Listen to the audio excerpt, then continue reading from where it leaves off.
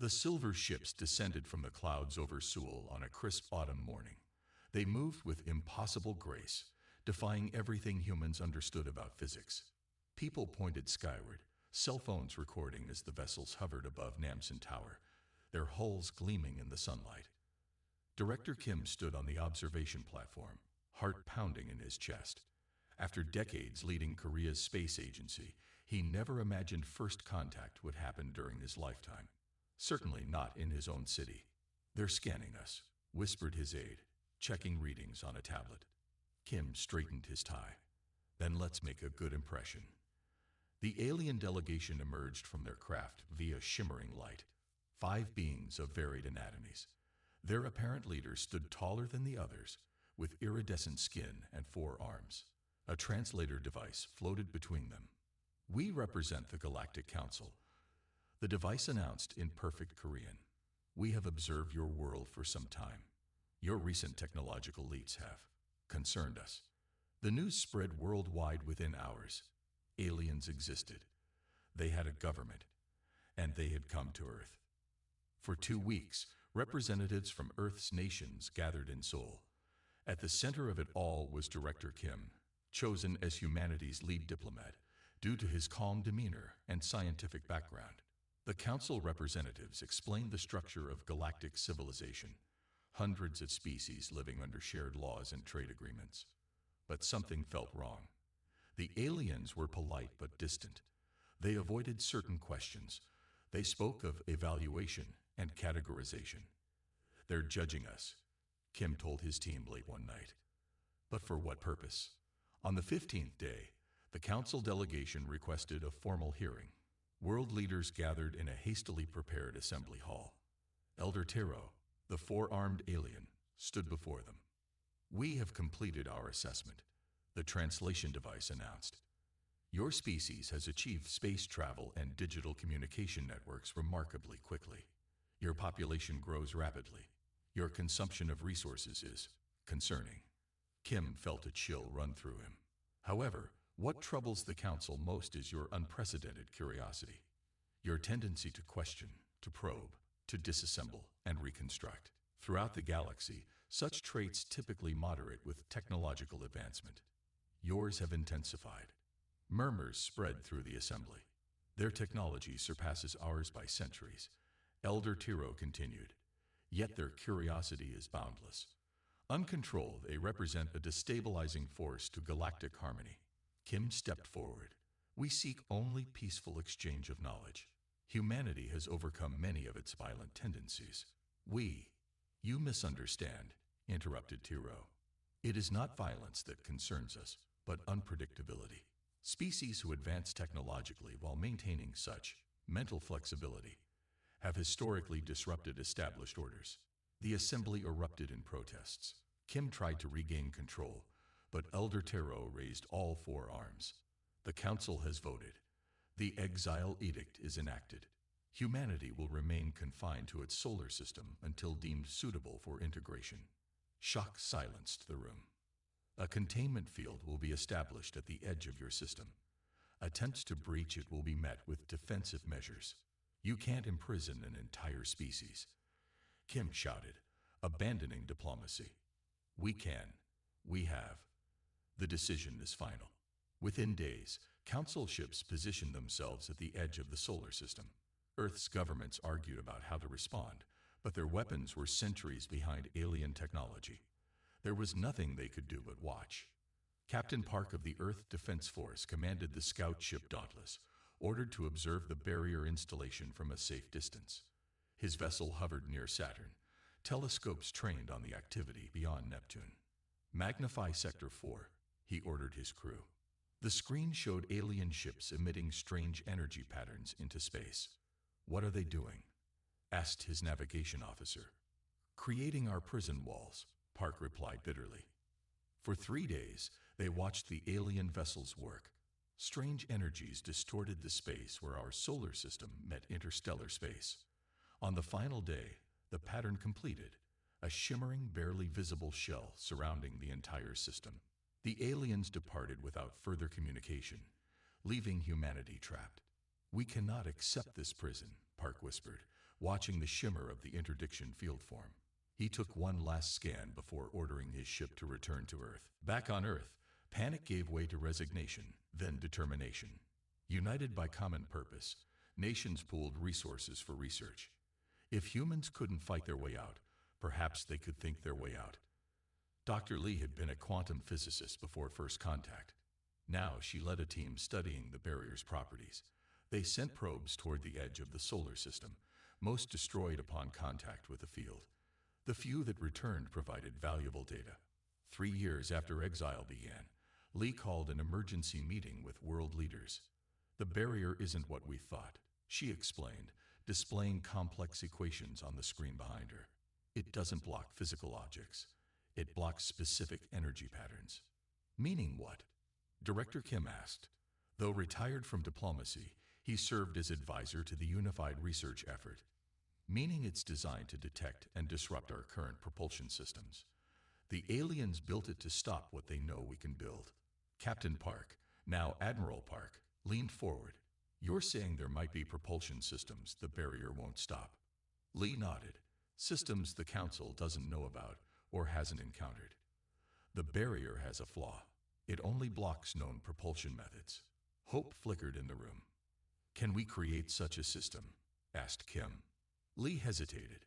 "Not with our current understanding of physics, but the barrier itself, the way it manipulates space, gives us clues about physics beyond our knowledge."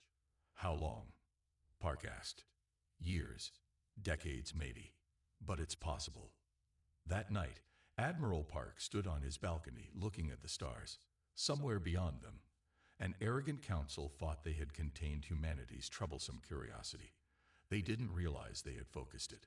Dr. Lee worked through the night in her lab, scribbling equations that would eventually lead to humanity's greatest leap forward. The path would be long, but she had already glimpsed the solution, a way to slip between dimensions rather than pushing through space. The exile had begun, but in the shadow of oppression, human ingenuity was already planting the seeds of liberation. 30 years passed since the day alien ships sealed humanity within its solar system. What began as panic had transformed into unified purpose.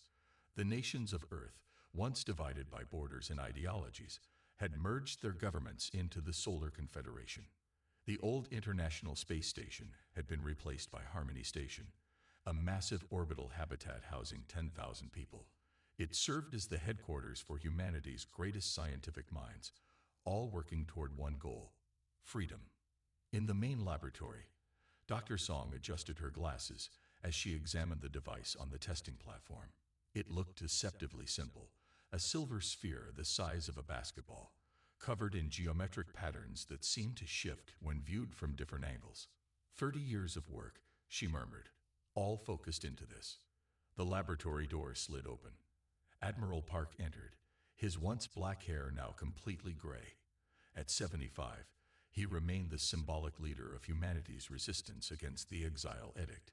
He had been among the first to witness the barrier's creation and had vowed to see it breached. "Is it ready?" he asked. Dr. Song nodded. "Final simulations confirm it should work.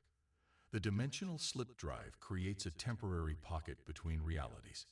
It doesn't try to break through the barrier. It simply steps around it." "Dr. Lee would be proud," Park said quietly. The brilliant physicist who had discovered the barrier's flaw had died 15 years earlier, but her theories had guided their work ever since. Song touched the sphere gently. "The Council thinks they've contained us. They're wrong."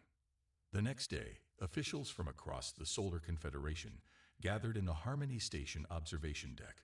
Through the massive windows, they could see the experimental ship Pathfinder docked nearby. Unlike the sleek vessels of the past, it was small and oddly shaped, designed around the new drive rather than aerodynamics. The unmanned test flights succeeded, Song explained to the assembled leaders. Probes slipped past the barrier and returned without detection. "Today we attempt the first crewed mission." Admiral Park stepped forward. "I will command this mission." Several officials protested. He was too old, too valuable as a leader to risk. "I watched them build our prison," Park said firmly. "I will be there when we escape it." 1 week later, the crew of 6 boarded the Pathfinder. Park took his seat in the command chair, feeling the weight of history on his shoulders. Dr. Song sat at the engineering station, monitoring the drive's core systems. All systems ready, reported the pilot. Park nodded. Begin departure sequence. The Pathfinder disengaged from the station and moved away from Earth. For 3 days, they traveled toward the edge of the solar system, following the path of least surveillance. Council monitoring ships still patrolled occasionally, ensuring their prison remained intact. Barrier approaching, announced Navigator Choi, a young officer who had never known a world before the exile. Estimated contact in 20 minutes. Park looked at Song. Activate the drive. She pressed her hand against the control panel. The dimensional slip drive in the ship's core began to hum, its pitch rising steadily. Drive engaged. Slip field forming. The stars outside the viewports seemed to blur. A strange sensation passed through the ship, as if reality itself became briefly uncertain. We're approaching the barrier, Choi reported, voice tight with tension. Everyone on the bridge held their breath. 30 years of work, of hope, all focused on this moment. Barrier contact in 5 seconds. Choi counted down. 4, 3, 2, 1. There was no jolt, no alarm, just a subtle shift in the quality of light coming through the viewports. Choi checked his instruments, then checked them again. His eyes widened. Admiral, we're through. We've passed the barrier. A moment of stunned silence fell over the bridge, followed by quiet cheers. Park closed his eyes briefly, thinking of all who had worked toward this day. Disengage slip drive, he ordered once they were safely beyond detection range. Let's see where we are. As the drive powered down, the stars returned to normal. Choi worked his navigation console, comparing star patterns to their database. We're approximately 4.3 light years from Earth, he confirmed, near the Proxima Centauri system. For the first time in 3 decades, humans had left their solar system. The barrier still stood, but humanity had found its way around it. Over the next 2 weeks, the Pathfinder crew mapped the surrounding space. They discovered something unexpected. This region appeared completely unmonitored by the Galactic Council. No monitoring beacons, no council presence, just worlds waiting for us, reported Navigator Choi after scanning the 4th planet they visited. The most promising was Proxima Centauri, a rocky world with a thin but breathable atmosphere. Sensors showed liquid water and simple plant life. It wasn't Earth, but it could support human settlement. They left this entire sector unguarded, Park noted as they orbited the planet. Perhaps they never imagined we could reach it. When the Pathfinder returned to Earth, its success ignited a new era. Within months, construction began on a fleet of ships equipped with dimensional slip drives. The first colony vessel carried 500 carefully selected settlers to Proxima Centauri. They named their settlement New Dawn. Engineer Han, who had joined the colony mission, quickly recognized a new problem. While the slip drive allowed them to bypass the barrier, it did not hide them from detection once outside. If council ships happened to patrol nearby systems, they would discover humans had escaped. In his workshop on New Dawn, Han developed a solution. Using principles learned from studying the barrier itself, he created a stealth system that masked energy signatures and communications. The barrier taught us how they detect technology, he explained to the colony's leaders. So I designed a way to avoid those detection methods. 6 months after founding, New Dawn vanished from all conventional scanning systems. To outside observers, the planet appeared uninhabited. Similar technology was fitted to all human ships, allowing them to expand without discovery. Back on Earth, Admiral Park stood before the Confederation Council. We have proven the exile can be overcome, he told them. But we must be cautious. Our freedom depends on secrecy. For now, we will expand slowly, carefully, establishing hidden outposts beyond Council awareness. Dr. Song, now leading the technological development program, added, each new world we settle increases our chances of survival. If the Council discovers one colony, others will remain. As the meeting concluded, Park walked to the window overlooking Earth. The planet that had once felt like humanity's prison now served as its hidden stronghold. Beyond the barrier that still surrounded their solar system, human settlements were taking root among the stars. The Council had sought to contain humanity's curiosity. Instead, they had focused it, tempered it, and now it would spread silently through the galaxy they thought they controlled. 75 years had passed since humanity's exile. What began as a desperate escape had blossomed into a hidden empire. Human colonies now thrived on worlds spanning 20 star systems, each carefully shielded from Galactic Council detection. On New Terra, the largest colony world, Director Yoon walked through an underground facility carved beneath a mountain range. Screens lined the walls, displaying information from thousands of sources across known space. This was the heart of what colonists called the Shadow Network. Status report, Yoon requested, his voice echoing in the cavernous room. Council patrol ships detected near the Ta City system, replied an analyst. They appear to be conducting routine surveillance, unaware of our settlement on the fourth planet. Yoon nodded. The Shadow Network had begun as a simple early warning system, a few listening posts to alert colonies of approaching Council vessels. Under his leadership over the past 15 years, it had evolved into humanity's eyes and ears in a galaxy that believed them contained. And the trading vessel? He asked. Diplomat Kang's ship successfully completed exchange with the Lyran merchants. No complications. Yoon allowed himself a small smile. Trade with other species had been his most controversial initiative. For decades, humanity had hidden from all alien contact. But 5 years ago, Kang had convinced the leadership that isolation limited their growth. Across the galaxy, aboard her stealth vessel, Diplomat Kang finalized arrangements with her latest contact. The beings called themselves the Lyran, short, six-limbed creatures with remarkable technical skills. Like several other species Kang had contacted, they occupied a lower tier in the Council's hierarchy. "These parts will help your people?" asked the Lyran merchant, gesturing to the crates being loaded onto Kang's ship. "Immensely," Kang confirmed. "And the information we provided about Council patrol patterns will keep your unauthorized trading routes safe." The merchant's skin flickered with blue patterns, their version of a smile. "It is strange to meet humans. The Council tells all Yumbliran that your kind is dangerous, contained in your home system for the galaxy's safety." "And what do you think?" Kang asked. "I think any species the Council fears this much is worth knowing." After the exchange was complete, Kang recorded her report in her private quarters. "We aren't alone in our treatment," she stated for the record.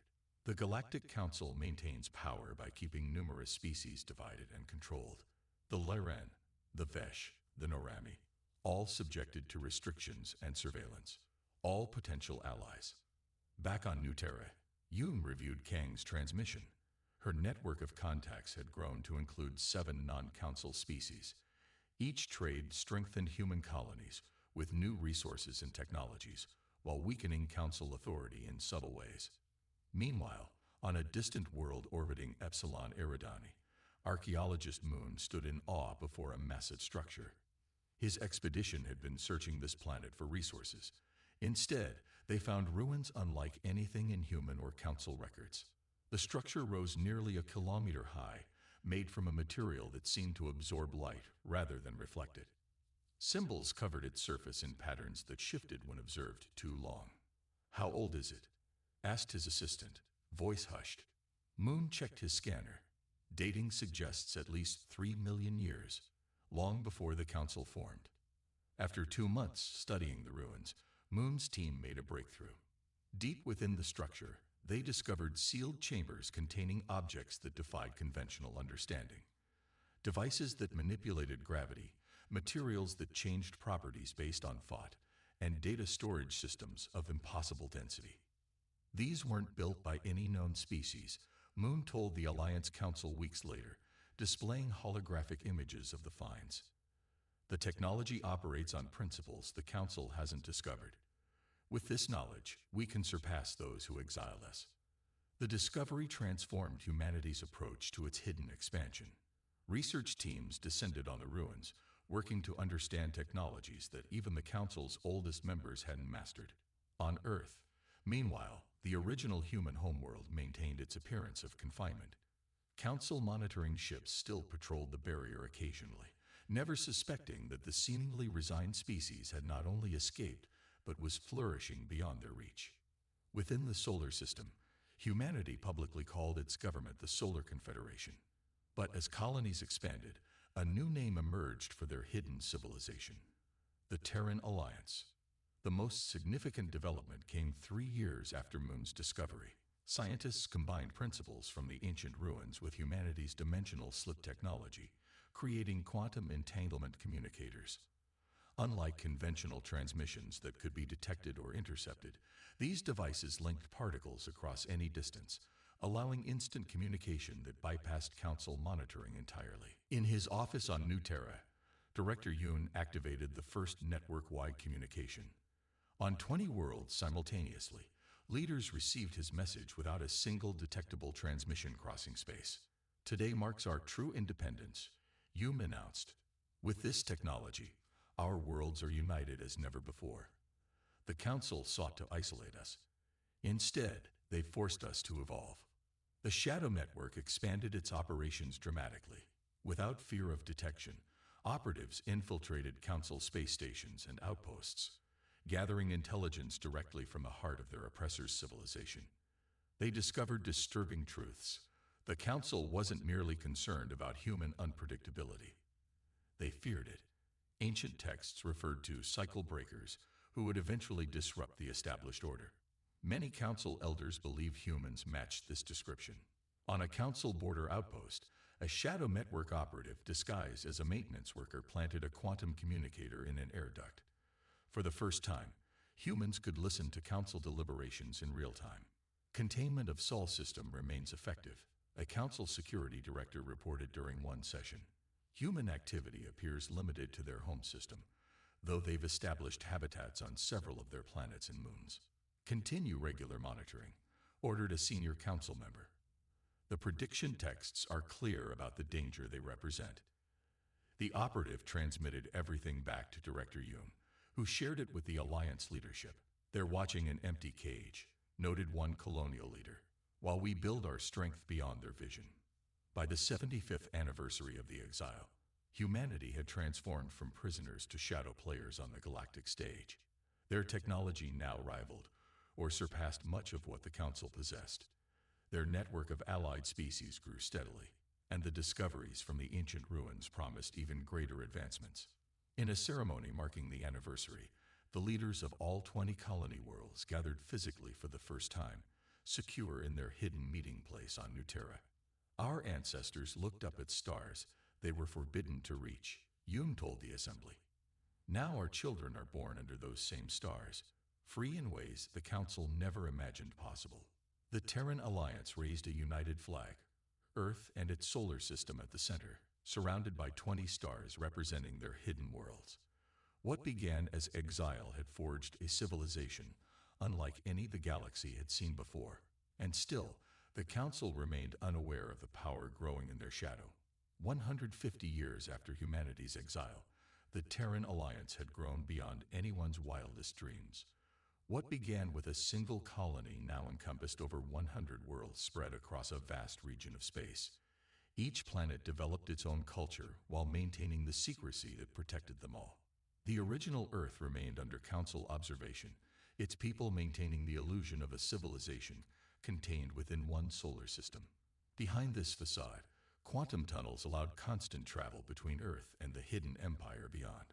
In the command center of Shadowfall Station, a massive installation hidden in an asteroid field, Admiral Bake studied reports from across Council space. The 60-year-old commander had spent his life in the Shadow Network, following in the footsteps of Director Yoon before him. "Something's happening," he told his officers, pointing to data streams flowing in from their operatives. "Council military vessels are mobilizing in unusual patterns." "Civil unrest on multiple Council worlds," reported his intelligence officer.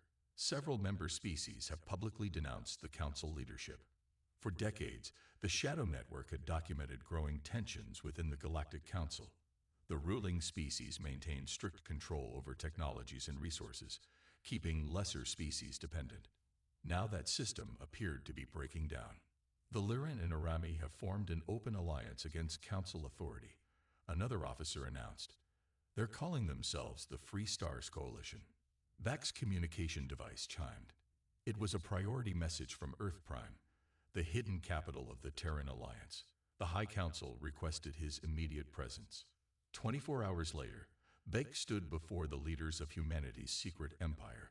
These 12 individuals represented Earth and the major colony worlds, guiding humanity's expansion from the shadows. The Council is fracturing, Bach explained, showing them the intelligence reports. Multiple species have risen against the Central Authority. Council military forces are divided, with some joining the rebellion. How does this affect our security? Asked Councillor Jin, representing the original Earth. It creates both danger and opportunity, Bach replied. Council forces are distracted, less focused on monitoring our home system. But increased military activity means more ships moving through sectors we've colonized. Discovery becomes more likely. The room fell silent as the implications settled. For a century and a half, humanity had hidden its true development from the galaxy. Their advantage lay in secrecy. Bach took a deep breath. I believe the time has come to reveal ourselves. Voices rose in protest. Revealing humanity's escaped colonies would expose them to Council retaliation. Not to everyone, Bach clarified. Only to the Free Stars Coalition. They fight the same oppression we've hidden from. Together, we could change the galaxy's balance of power. After 3 days of debate, the High Council reached a decision. They would authorize limited contact with the rebellion leaders. Admiral Bach would lead the diplomatic mission, with authority to negotiate a potential alliance. The Shadow Network activated its deepest operatives. Through layers of intermediaries, they arranged a meeting with the Free Stars leadership on a remote mining outpost beyond Council control. Admiral Bach's ship, the Revelation, departed with a small escort. To avoid detection, they took a circuitous route through rarely traveled systems. After 2 weeks, they reached the meeting point, an abandoned mining facility orbiting a gas giant. No signs of ambush, reported the security chief after scanning the station. 3 ships docked, matching the signatures we were told to expect. Bach adjusted his uniform. This is the moment that will define our future. We either find allies or expose ourselves to new enemies. Inside the station, representatives of 5 species awaited them. The leader appeared to be a Lyran female, her 6 limbs adorned with symbols of authority. Beside her stood members of species Bach recognized from intelligence reports: Norami, Vesh, and 2 others he couldn't immediately identify. The Lyran stepped forward. I am Admiral Sell of the Free Stars Coalition. You claim to represent a force unknown to the Council, yet powerful enough to aid our cause. Explain yourselves. Bach removed his helmet, revealing his human features. I am Admiral Bach of the Terran Alliance. You may know my species by another name, humans. The aliens reacted with shock. The Norami representative stepped back, vocal appendages fluttering. Impossible, Cell said. Humans are contained within their home system. The barrier. We bypassed it nearly a century and a half ago, Bach explained. While the Council watched our home, we built an empire in the shadows. He activated a holographic projector, displaying a map of human-controlled space. Over 100 worlds spanning a vast region the Council believed uninhabited. By the ancient stars, whispered one of the unidentified aliens. They know nothing of this. Nothing, Bach confirmed. We developed technologies to hide our presence. We've been watching the Council since our escape, building our strength. Now we offer that strength to your coalition. The meeting lasted 3 days. Suspicion gave way to cautious alliance as the Free Stars representatives understood the potential of human support. The Terran Alliance possessed technologies developed independently from Council standards, including weapons and defenses unfamiliar to Council strategists. We require one thing before formalizing our alliance, Bach told them on the final day. Access to the Council's central archives. There are truths about our exile we need to understand. 2 months later, a joint operation succeeded beyond all expectations. Shadow Network specialists, supported by Free Stars operatives, infiltrated the Council's most secure data repository. Using quantum decryption tools, they accessed records dating back thousands of years. What they discovered shocked even Bach. In his command room aboard the Revelation, he shared the findings with his officers. The exile wasn't just about our unpredictability or technological potential. Ancient texts held by the founding council species contain prophecies about a race called the Balance Bringers who would rise to end the old hierarchy. He displayed translations of the ancient texts. The descriptions match humanity in dozens of ways, from our physical appearance to our psychological traits. The council's oldest members believed we are this prophesied species, destined to overturn their order. They exiled us based on superstition, asked his second in command. Not entirely superstition, Bach corrected. The texts have accurately predicted other galactic events. The council feared us not for what we were, but for what we would become. The officer shook his head in disbelief. So they created their own downfall. By exiling us, they forced us to develop separately, beyond their control. Exactly, Bach said. Had they welcomed us into the galactic community, we would have integrated into their system. Instead, they made us into the very force that could challenge them. Within days, the Terran Alliance and Free Stars Coalition formalized their alliance. Human technologies combined with the Coalition's knowledge of Council operations. Together, they prepared for a conflict that would reshape the galaxy. As Bach's ship returned to Alliance space, he stood before the viewport, watching stars streak by.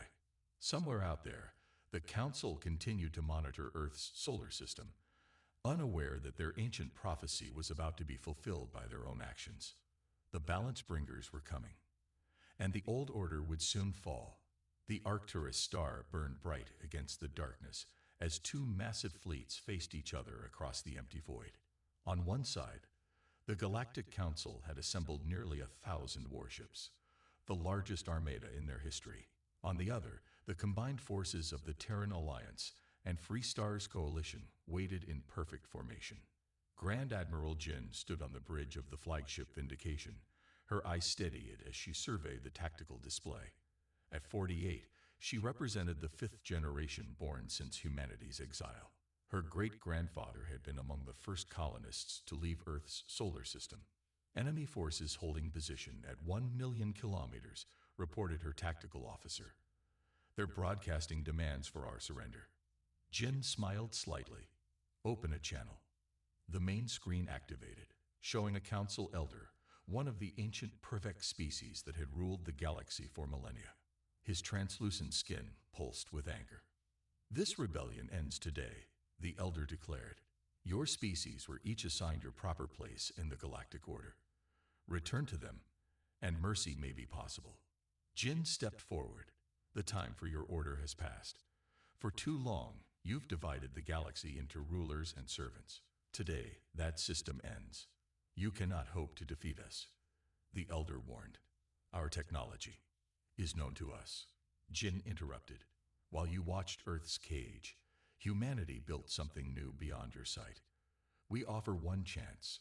Step down from power and help us build a more equal galaxy. The elder's skin darkened with rage. Humans, always at the center of discord. The prophecies were right about you. The transmission cut. Moments later, the council fleet began to advance. All ships, battle positions, Jin ordered calmly. Activate dimensional shields. Across the Terran Free Stars fleet, a new technology engaged. Based on the same principles as the dimensional slip drive, these shields didn't simply absorb or deflect energy. They shifted it into another dimension entirely. The council ships opened fire first, powerful energy beams lancing across space. Where they struck Alliance vessels, the shields flared briefly before the energy simply vanished. Shields holding at full capacity, reported Jin's engineer. Zero penetration. For a moment, the council attack faltered as they witnessed their weapons' ineffectiveness. Jin used that hesitation.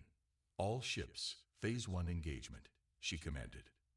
From the Alliance fleet, smaller vessels suddenly vanished, using their dimensional slip drives to reappear behind and within the council formation. They carried a weapon developed from the ancient ruins, gravity disruptors that created localized distortions in spacetime. Council ships found themselves unable to maneuver, caught in invisible webs of altered gravity. Their formation broke apart as captains tried desperately to compensate. "They're adapting," warned Jin's tactical officer, "changing weapon frequencies." The next volley from Council ships came at different energy patterns, searching for weaknesses in the dimensional shields. Some energy penetrated, causing damage to several Alliance vessels. As expected, Jin noted calmly, "Begin Phase 2. The true power of the human-developed technology now revealed itself. The Alliance's larger ships activated massive energy collectors, devices that absorbed the Council's weapons fire and redirected it to their own systems. The more they attack, the stronger we become," Jin told her crew. A lesson the Council never learned. Adaptation overcomes stagnation. The battle raged for hours. Council ships, designed for fighting conventional enemies, found themselves outmaneuvered by vessels that could slip between dimensions. Alliance weapons bypassed defenses designed to stop known technology. Eventually, the Council flagship attempted to retreat along with its escort vessels. Jin ordered a pursuit force, but instructed them to disable rather than destroy when possible. "We need to show we're different from them," she reminded her commanders. 3 days after the Battle of Arcturus, the combined fleet arrived at Galara, the Council's capital world. The planet's orbital defenses had been designed to stop any known attack, but not the dimensional slip technology that allowed Alliance ships to appear directly in low orbit, bypassing outer defenses entirely. Grand Admiral Jin led the final assault personally, taking a small team to the Council's central chamber, where the remaining elders had barricaded themselves. When the doors finally opened, Jin entered alone, unarmed. 7 Council elders awaited her, representatives of the oldest and most powerful species. For thousands of years, they had ruled the galaxy unchallenged. "The prophecy is fulfilled," said the eldest, his voice weary. "The Balance Bringers have come." "We came because you forced us to," Jin replied. "Your exile made us strong in ways acceptance never would have." Within hours, news spread throughout Council space. The regime had fallen. After transmission of the battle footage, remaining Council forces across the galaxy began surrendering to local Free Stars commands. 1 week later, representatives from over 200 species gathered on Galara. The Council chamber, once restricted to only the highest-ranking species, now held delegates from every corner of the galaxy. The Pervex elder who had led the Council approached Jin on the central platform. Following tradition, he offered her the Seal of Authority, the symbol of galactic leadership for millennia. "The victors may claim the right to rule," he stated formally. Jin took the seal, examining it while the chamber fell silent. Everyone expected her to claim leadership for humanity or perhaps the Alliance. Instead, she shocked them all. "We didn't fight to replace one empire with another," she declared, her voice carrying to every corner of the vast chamber. "We fought for equality." She placed the seal on a pedestal in the center of the room. "This belongs to no single species or coalition. From today forward, all voices have equal weight in determining our shared future." Over the following months, a new galactic governing body formed, the Galactic Congress. Every species, regardless of technological development or population size, received equal representation. Decisions required broad consensus rather than the edicts of a few powerful members. The first act of the new Congress was symbolic but powerful: the dismantling of the interdiction field that had surrounded Earth's solar system for over 150 years. Jin traveled to Earth for the ceremony, watching from the bridge of her ship as specialized vessels deactivated the barrier technology section by section. As the final segment fell, cheers erupted across human worlds. Earth, once humanity's prison, became its proudest symbol. In Seoul, where the exile had begun with the first Council landing, a memorial was constructed. It depicted a human breaking free of chains while reaching toward the stars. 1 year after the liberation, Jin visited this memorial during Earth's diplomatic summit. While touring the observation deck, she noticed 2 children, one human, one Lyran, standing together at the viewport. The Lyran child pointed at the stars visible through the massive window. "Can we visit all of them?" the young alien asked, voice filled with wonder. "Together, we can," answered the human child, taking the Lyran's hand naturally. Jin smiled as she watched them. The council had exiled humanity, fearing they would bring balance to the galaxy. In doing so, they had created exactly the future they feared, one where all species stood as equals. The ancient prophecy had indeed come true, but not as anyone expected. Balance hadn't come through conquest, but through recognition of shared dignity across the stars. As night fell over Seoul, the lights of orbiting ships, human and alien alike, shone like new constellations in the sky. Humanity had not just survived exile, they had transformed it into the greatest journey of all. The end